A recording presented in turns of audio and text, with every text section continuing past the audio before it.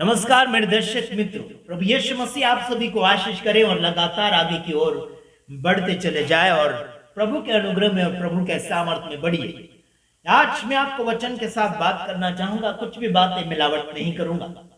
कुछ परंपरा और रीति रिवाज आने वाले समय में और भी लोग उपजाएंगे और आगे की ओर बढ़ते चले जाएंगे। उनके खिलाफ में हम नहीं बोलना चाहेंगे, लेकिन यहाँ पर जो लिखा है उसी बात को मद्देनजर रखते हुए हम आपके सामने बातें छेड़ने जा रहे हैं। आइए, यहाँ पर विषय लिखा है कि मनुष्य के नियम हम नहीं मानेंगे।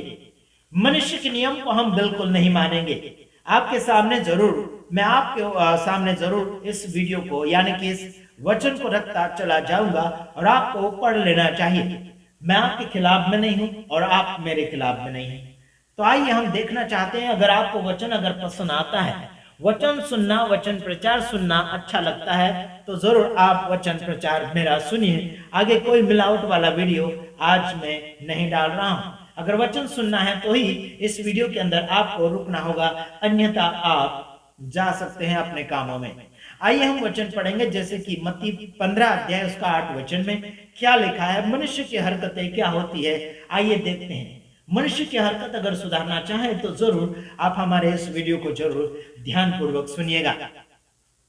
इसमें लिखा है, ये होठों से तो मेरा आदर करते हैं पर उनका मन मुझसे दूर रहता है। क्या कहा गया? आज लोगों का मन परमेश्वर से अलग है, कई अपनों से अलग है, लेकिन ये लोग होठों से आदर सम्मान करेंगे, अवभाव करेंगे, प्रेम भाव से बोलेंगे जरूर, लेकिन इनका मन परमेश्वर से मतलब यीशु मसीह से भी दूर है।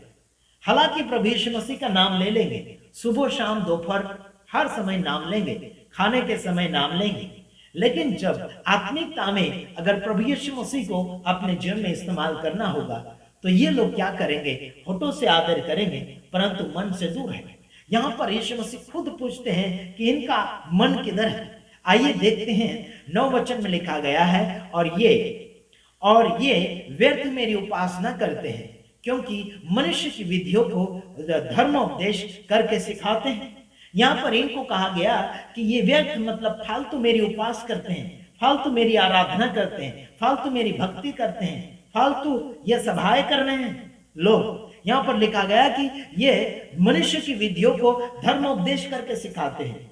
मनुष्य ने जो रीति रिवाजियां बनाई हैं उनको धर्मोपदेश करके सिखाते रहते हैं, धार्मिकता है करके सिखाते रहते हैं। बोलते हैं कि ये हमारा प्रभु का है, हमारे प्रभु में ये आता है करके ये सिखाते रहते हैं।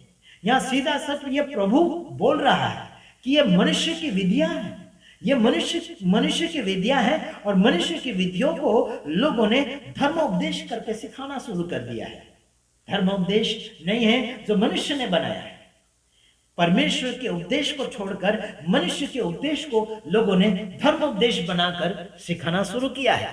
अगला वचन आपके सामने मैं रखना चाहूंगा, ध्यान से सुनो मेरे तमाम भाइयों बहनों। लोगों के उपदेश को धर्मोपदेश में नहीं जोड़ सकते। लोगों के परंपरा, रीति रिवाजों को, सोनों को, त्योहारों को प्रभु के नियम में हम नहीं जोड़ सकते। आइए देखते हैं अगला वचन, दूसरा यूहन्ना उसका 1 अध्याय उसका 8 से 11 वचन। आइए देखते हैं। खुद के बारे में सावधान हो जाइए। खुद के बारे में भी आपको और मुझे सावधानी होना चाहिए। खुद को भी संभालना होगा, खुद को भी चेक करना होगा, वरना आप धोखे में पड़ते चले जाएंगे।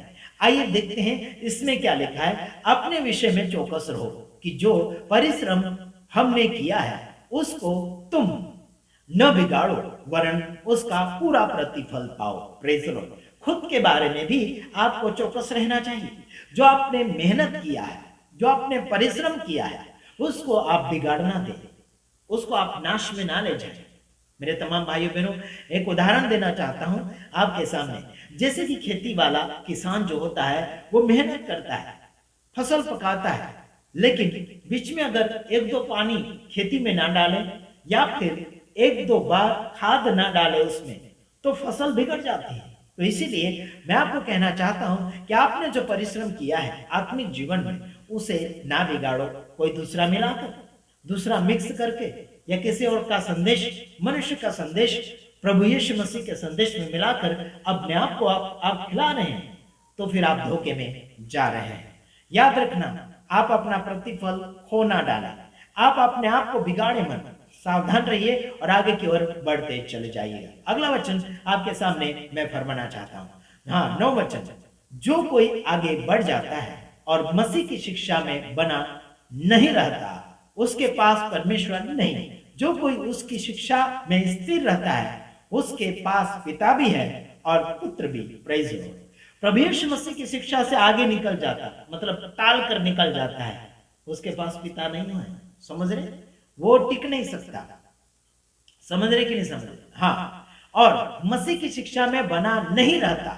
ये देख, मसीह की शिक्षा से बढ़कर आगे चला गया, नहीं मान रहा है, फिर मसीह की शिक्षा में बना नहीं रहता है, उसके पास परमेश्वर नहीं है। तो किसके पास परमेश्वर है? देखते हैं। जो कोई उसकी शिक्षा में स्थिर रहता है, उसके पास परमेश्वर है। उसके पास पिता भी है और पुत्र भी है। Praise the Lord. जो परमेश्वर के वचनों को मानकर रहेगा, इसमें स्थिर रहता है, उसके पास पिता भी है और पुत्र भी, मतलब परमेश्वर भी है और यीशु भी है। Praise the Lord, hallelujah. किसके पास परमेश्वर नहीं होगा? जो मसीह के वचन को टाल देता, मतलब आगे बढ़ गया, नहीं माना उसको, फिर उसकी शिक्षा में बना नहीं रहता है, मानता ही नहीं है, हाँ, उसके पास परमेश्वर नहीं रहता। फिर किसके पास रहेगा? जो उसके वचन में स्थिर रहता है, उसके पास पिता भी है, पुत्र भी है। Praise the Lord, hallelujah. इस बात पर बड़ी खुशी मनाना चाहिए आप सभी को। अगर आप उसके वचन में मिले हुए हैं, चल रहे हैं उसके साथ मिलकर, तो बड़ी खुशी की बात है। Praise the Lord. आइए आगे बढ़ते हैं। हाँ, 10 वचन, यदि कोई तुम्हारे पास आए और यही शिक्षा ना दे, है ना, उसे न तो घर में आने दो, है ना, मतलब उसको घर में आने नहीं दो और न नमस्कार करो। क्या कहा? यदि कोई यही शिक्षा ना दे तो उसे घर में भी मत आने दो और उसको नमस्कार मत करो। ऐसे कहा गया। जय यीशु सलाम प्रेज लॉर्ड भी मत बोलो, उल्टा सिखा रहा है, मत बोलो ऐसे को सलाम। हाँ, क्या करना है फिर इसके साथ? हरकत। यह वचन पढ़कर समाप्ति की ओर जाना। यहां लिखा 11 वचन, क्योंकि जो कोई ऐसे जन को नमस्कार करता है, वह उसके बुरे कामों में साझी होता है। क्या लिखा? अगर ऐसे को नमस्कार करता है तो उसके बुरे कामों में हिस्सेदार है, भागीदार हो, ऐसे को साथ भी दे रहा है। समझ रहे कि नहीं समझ रहे? जानबूझकर गलती कर रहा है तो उसका साथ नहीं देना है। भूल चूक के हो रहा है तो साथ दो, बाहर निकालने के लिए, उसको सामने लाने के लिए। Praise the Lord, hallelujah.